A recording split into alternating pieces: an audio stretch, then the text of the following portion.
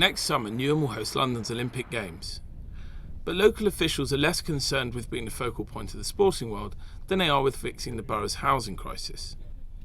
In an area of the UK already ranked as one of the highest in terms of deprivation, thousands of people, such as this man who is renting a windowless garage for £80 a week, are living in housing conditions that local authorities describe as appalling and often dangerously overcrowded.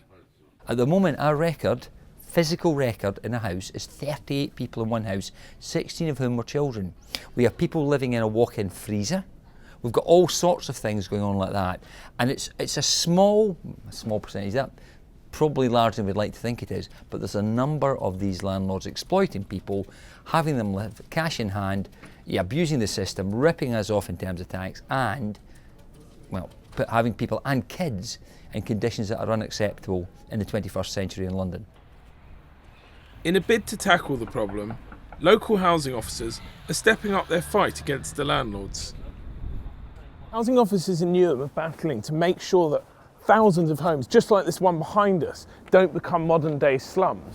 The real problem, though, is that as more people are being sucked into the borough to work on the Olympics and the legacy projects, the landlords, really very unscrupulous landlords, are seeing ways of making lots and lots of extra cash by building these sheds onto the side of their houses.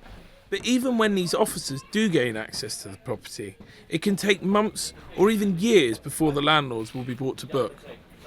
Once we go to notice, an enforcement notice, but informally when we make the first visit, we say straight off that it's not adequate, please cease this use.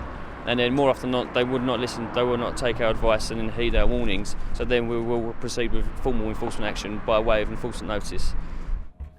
In spite of the difficulties of getting the road landlords out, the borough is determined to make life as hard as possible for those who try and beat the system, and has even introduced a licensing scheme for all private landlords, which will require them to pay between £500 and £1,000 to rent a property.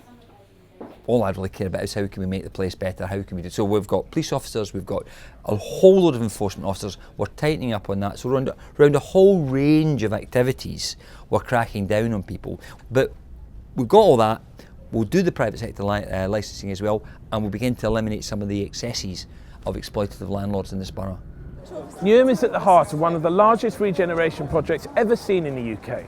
You only need to look here at Europe's largest covered mall to get a sense of the scale of financial lure the Olympics is creating for this area. And yet, just the other side of this bridge, you have some of the worst living conditions anywhere in the country. And in spite of the hard work of the housing enforcement officers and the first scheme anywhere in the UK to licence all private sector landlords, the race to improve housing in the borough isn't likely to be won until long after the Olympic circus has left town. Ed Hammond, Financial Times, Newham.